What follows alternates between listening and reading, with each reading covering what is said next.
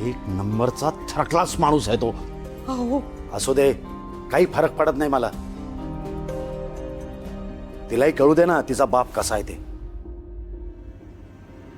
पिऊ, त्या माणसाला मी ज्या क्षणी बघितलं ना त्या क्षणापासून ओरडून सांगतोय मी, त्या माणसाशी लग्न करू नकोस. पण तुझ्या आईने नाही ऐकलं आणि आता बघितलंस ना काय झालंय ते. मला नेहमी हाच प्रश्न पडतो, बाबा इतके वाईट आहेत तरी आईने त्यांच्याशीच लग्न का केलं?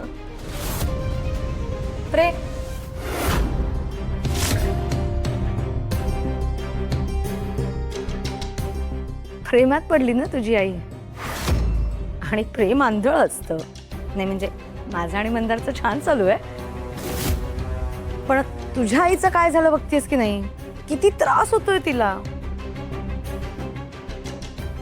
ए पिहू प्लीज बाई, तू ना तुझ्या आईच्या पावलावर पाऊल वगैरे टाकू नकोस प्लीज. दिव्या,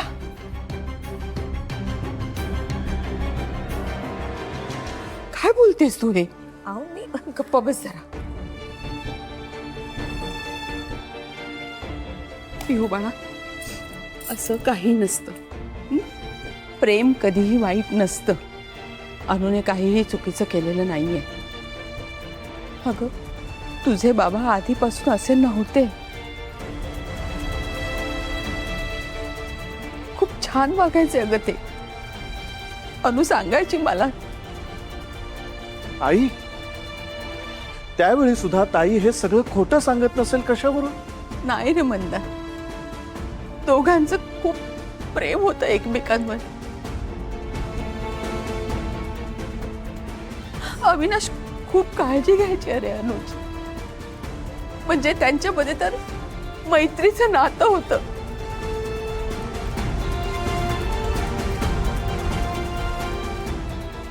पण अचानक असं काय झालं काहीच कळायला मार्ग नाही. कदाचित कामाचा व्याप वाढला असेल, जबाबदाऱ्या असतील, त्यामुळे असं झालं असेल. ते म्हणतात ना, परिस्थिती माणसाला बदलायला लावते. इतका बदलतो माणूस. इतकी मती भ्रष्ट झाली आहे त्याची. माझ्या मुलीला जंगलात नेऊन सोडलं त्याने.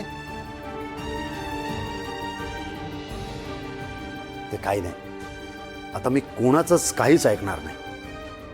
आता माझी अनु त्या घरात पुन्हा पाय टाकणार नाही.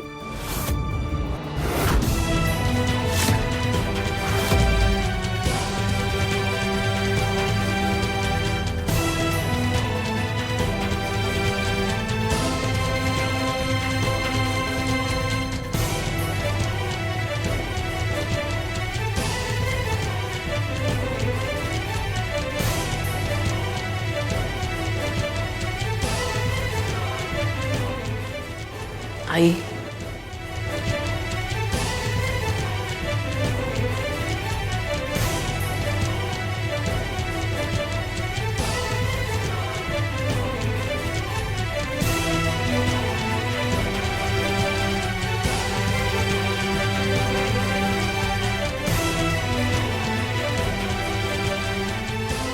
आई, आई सावकाश. आई, सावकाश सावकाशाने. बसू बस. सावकाश.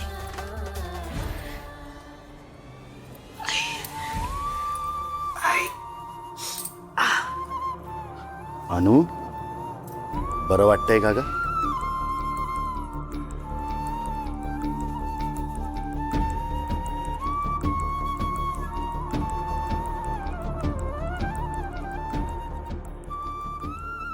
बाबा मी इकडे कशी काय?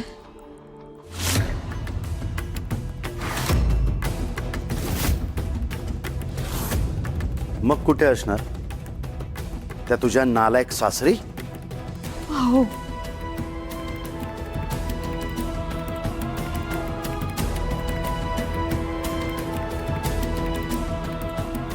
दिव्या जा. अनुसाठी काहीतरी खायला घेऊन ये. मी हो तूच. आई मला मला काही नको. काही नको कसं. इकडे बघ, तुला आवडतो ना म्हणून तुझ्यासाठी गोडाचा शिरा केलाय. थोडा खाऊन घे, बरं वाटेल ना तुला. आई मला मला खरंच काही नको. इच्छा नाहीये ग. अगं अनु, अगं खा ना काहीतरी. तुझ्यात काहीच ताकद उरली नाहीये ग. नकोय बाबा मला खरंच. अनु, मी सांगतोय ना, खायचं थोडस. कशाला? आय मीन तिची इच्छा नसेल तर कशाला उगीच फोर्स करायचा ना. तुझं डोकं वापरू नकोस ग. तुला म्हटलं ना, जा बरं घेऊन ये खायला आणि पाणी आणशील. आणते हा. आई तुम्ही नाही खाल्लंय? हा बाळा तू खाल्लंयस? तुम्ही सगळ्यांनी खाल्लंय का? सगळ्यांचं सोड, तू तुझं बघ. तुझ्या पोटात एक अन्नाचा कण नाहीये. खा ना थोडस. तुला बरं वाटतंय ना? आपण पुन्हा डॉक्टरला बोलवायचं का? नाही नाही नको बाबा. मी ठीक आहे. नक्की ना?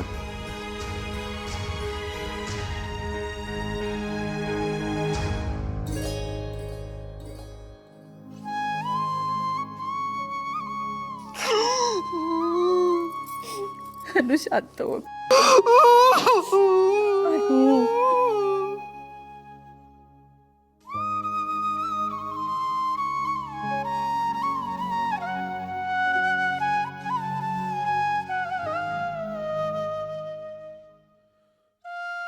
शांत हो बाळा. अनु,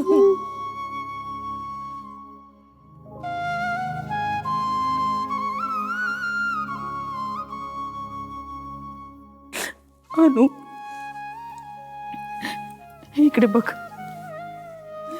आता रडायचं नाही हा. सगळं छान होणार आहे. अगं तू आपल्या घरी आली आहेस. आम्ही सगळे आहोत इथे. सगळं छान होणार आहे आता. सगळं छान होणार आहे अनु.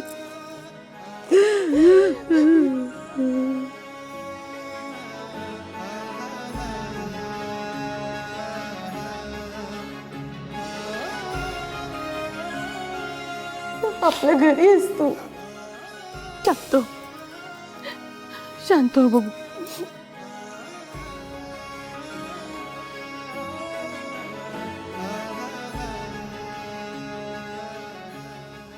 यांचा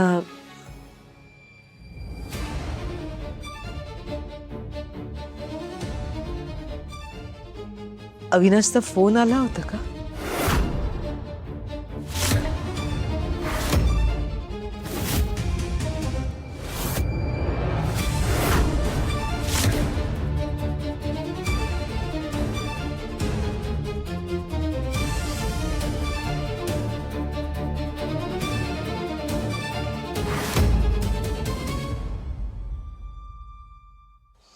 अगं आज होणार आहेत का पोहे? अगं हो आई, आले. थांब. दोघी जणी आहेत पण काही कामाची. अरे मी मदत करू का? नाही नाही दादा, राहू दे नको. वाढ.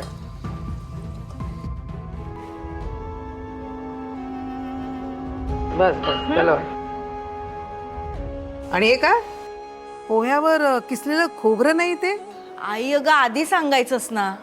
अगं पण आणू टाकते ना खोबरं. तू का नाही टाकलंस? ठीक आहे, मी बघते फ्रीज मध्ये आहे का. अगं वहिनी इथे. काही कामाच्या नाहीत रे बा. Sorry sorry.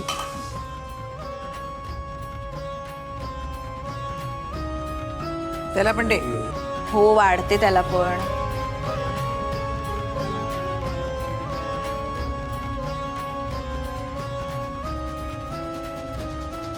काय ग यांचे डबे तयार आहेत का ग? डबा आई मला नाही जमलं ग आज डबा करायला. एकतर ऑलरेडी माझी आज मीटिंग आहे आणि खूप उशीर झालाय. रेवती ठीक आहे, काही हरकत नाही. आम्ही बाहेर जेवू आज. आज खाल, उद्याचं काय? जाऊ दे ग, त्या दोघी आहेत ना, करतील ना त्या दोघी मॅनेज का. करेन ना, करेन. करेक्ट. पण ऑनेस्टली सांगायचं तर मला एवढं सगळ्यांचा स्वयंपाक करायची सवय नाहीये ना. आणि प्रथम पण बघा ना, आज डबा न घेताच गेला शाळेत. अगं पण रोज रोज आम्ही कुठे बाहेर जेवणार ना. मी काय म्हणते राजन, आपण स्वयंपाकासाठी बाई लावूया का? स्वयंपाकासाठी बाई? अरे ते बायका किती पैसे घेतात माहितीये ना तुला? 7-8 हजार रुपये. एकतर आपला घर खर्चच कसा बसा भागतोय माहितीये ना तुला. अरे पण हे बघ, फंड बिंड काही नाही, आपल्याला पैसे सेव्ह करावे लागतील. काय आहे, तो तेलंग पण छातीवर बसलाय. तो मागे येऊन गेला, ज्या पद्धतीने त्यांनी धमकी दिली ना, ती बघितली असती तर तुम्ही घाबरला असतात. त्यामुळे काही करून त्या तेलंगचे पैसे देणं खूप महत्वाचं आहे. काय वेळ आली आपल्यावर. हे होते तोवर एका पैशाची चणचण भासू दिली नाही त्यांनी. आणि आता बघ. अरे अभि अभि अभि मी तुला नाही बोलले रे, सहज माझ्या तोंडातून शब्द निघाले. तू खा, बस खाऊन घे. मला नाही खायचंय. आणि तुझ्यावर नाही चिडलोय मी चिडलोय अनुवर. ते कुटुंब एवढं संकटात आहे हे सगळं दिसत असताना सुद्धा ती काय करते, माहेरी जाऊन बसते, मजा मारते. बघ ना, एखादी असती तर आली असती, सॉरी म्हणाली असती, मला माफ करा म्हणाली असती. मी विचार केला असता ना की जाऊ दे बाबा, आलीये, माफ करा म्हणते, आता बायकोच आहे आपली, करून टाकलं असतं मी पण माफ. पण नाही, येत नाहीये ना त्यातून. आली मोठी कुटुंब, माझं कुटुंब, मला कसं आवडतं, तुम्ही सगळे माझे आहात, तुमच्यासाठी मी हे करते आणि ते करते. कुठे गेलं ते सगळं? काही नाही वाटत तिला, आपल्याबद्दल तिला काही वाटत नाही.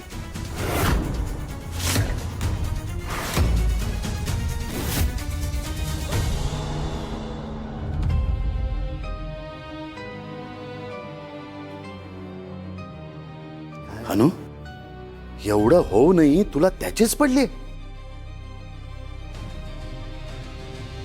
बाबा हो पण काय आहे अनु, तुला एवढं शिकवलं, स्वतःच्या पायावर उभं केलं, ते हा असला दिवस बघण्यासाठी का? तुझी ही अशी अवस्था व्हावी म्हणून? काही कणा वगैरे नावाचा प्रकार नाही आहे का ग? थांब जरा, मला बोलू दे.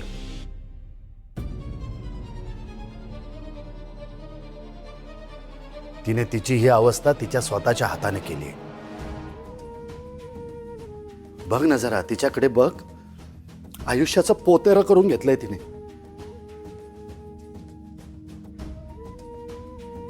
स्वाभिमान वगैरे काहीच नाहीये का अनु? किती किती दिवस त्या माणसाचा त्रास सहन करत राहणार आहेस? मागे पण एकदा मी तुला बोललो होतो, तेव्हा तू मला काय म्हणाली होतीस? स्पष्ट शब्दात सांगितलं होतंस, बाबा तुम्ही आमच्यात पडू नका.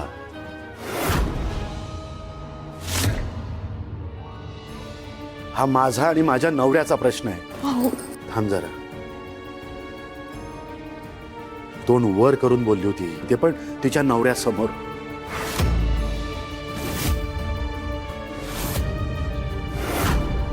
तेव्हा मी अगदी कळकळून हिला सांगत होतो की सोड त्याचा नाद, सोड त्याला, ये घरी परत. पण नाही, उलट मलाच म्हणाली, हा आमच्या दोघांमधला प्रश्न आहे, तुम्ही आमच्यात पडू नका, आम्ही आमचं बघून घेऊ. बघितलंस ना काय अवस्था झाली आहे तिची.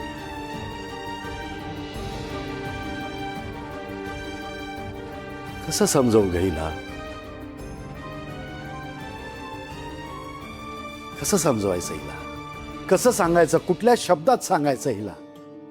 ती ज्या घरात राहते ना, त्या घरात तिचा अमानुष छळ होतो, प्रेमाच्या नावाखाली त्रास दिला जातो, अमानुषपणे वागवलं जातं.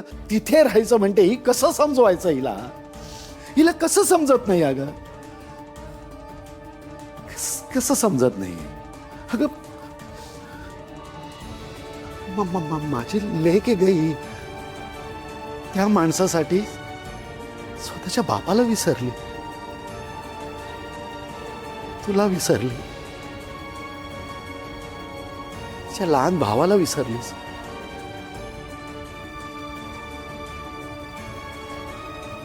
असं नाहीये बाबा, खरंच असं नाही. नाही ना, मग मी तुझ्या भल्यासाठी सांगतो ना. तू ऐकत का नाहीस? का आयुष्याची राखरांगोळी करून घ्यायला निघालीस? अगं हानू, निदान निदान तुझ्या लेकीकडे तर बघ. रात्रभर झोपली नाहीये का ती? रडतेय सतत, सतत विचारते आईला शुद्ध आली का, आईला शुद्ध आली का. तिच्याकडे बघून तरी स्टँड घे.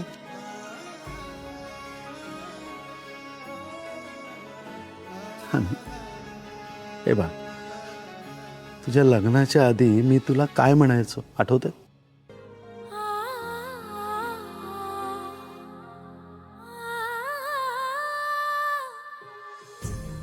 अनु, तू माझी डॅशिंग डॉन आहेस.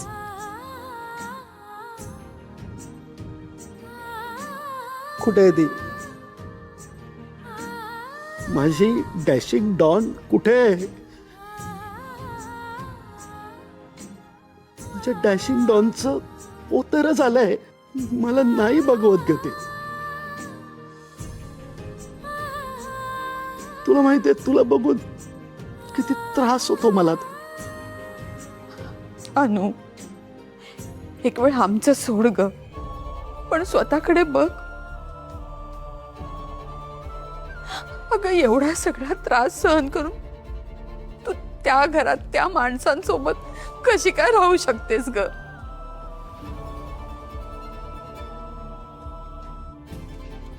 कुठे जाऊ मी आई?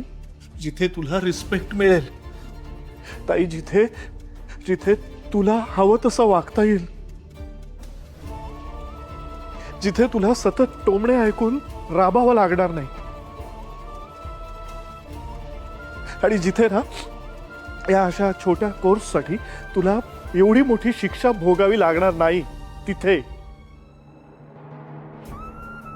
आणि या जन्मात त्या घरात हे सगळं नाही मिळणार. तू कधी स्वतःला आरशात बघितलेस का ग? ओळखता येतं तुला स्वतःला? का आपलं तेच भेदरलेला, घाबरलेला, पिचलेला चेहराच आठवतो तुला? त्याची सवय झाली आहे का ग तुला?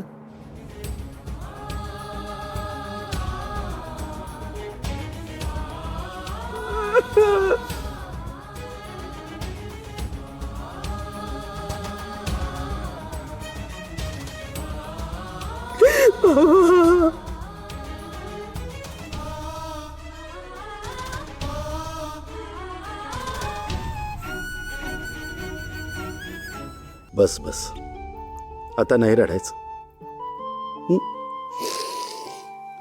आता नाही रडायचं बा. खूप रडलीस, खूप त्रास सहन केला. आता तुझ्या डोळ्यातनं एक अश्रू सुद्धा बाहेर आलेला मला आवडणार. बाबा, हे सगळं कसं होणार? मी आहे ना, तुझा बाबा तुझ्या सोबत आहे ना. आता सगळं व्यवस्थित करणार, सगळं व्यवस्थित करणार. तू ठाम राहा.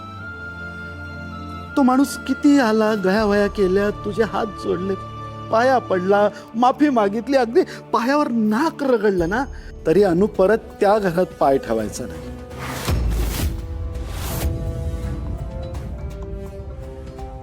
बाबा, काय बोलताय तुम्ही?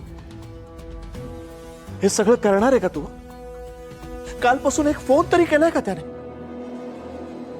ताई जिवंत आहे का? पडले का त्याला?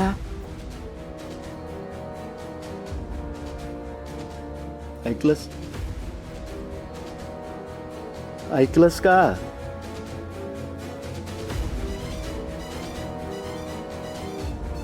हो बाबा, पण आता पण नाही बिंड. आता तुझी अजून फरफट झालेली मला बघवली नाही जाणार. अनु, बाबा बोलतायत ते अगदी बरोबर आहे. आई आहे मी तुझी. अगं इतर आयांसारखं मला सुद्धा वाटतं ग की माझ्या लेकीचा संसार सुखाचा असावा, ती तिच्या संसारात आनंदी असावी. पण हे काय झालंय ग तुझ्या घरात? काल अविनाशराव जे काही वागले ना ते मला अजिबात आवडलेलं नाहीये. हं? काल तर त्याने म्हणजे सगळ्या मर्यादा ओलांडल्या. अगं तुझा नवरा असला म्हणून काय झालं? तुला असं छळण्याचा, मनस्ताप देण्याचा अधिकार कोणी दिला त्यांना? काही एक अधिकार नाहीये. आणि म्हणून सगळ्यांप्रमाणे मलाही हेच वाटतं की तू त्या घरी जायचं नाहीस.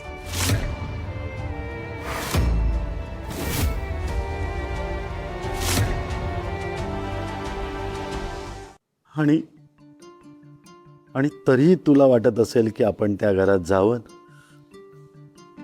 नक्की जा.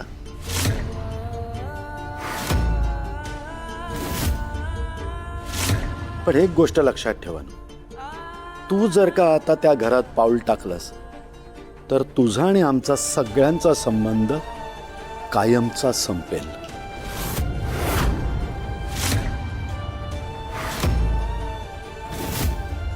तू आणि पिऊने इथेच राहायचं. तुम्हा दोघींना पोचण्यासाठी हा तुझा बाबा समर्थ आहे ना.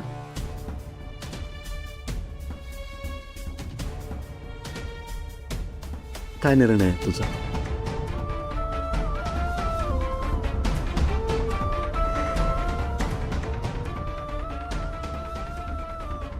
जे झालं ते खूप झालं,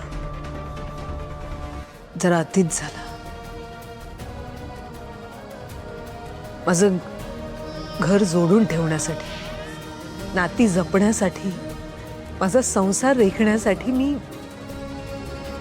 खूप सहन केलं.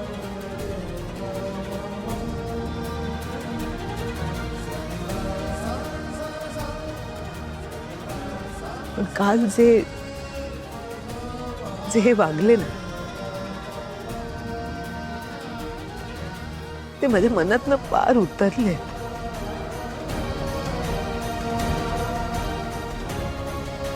आता मला त्या घरात जायची जराही इच्छा नाही.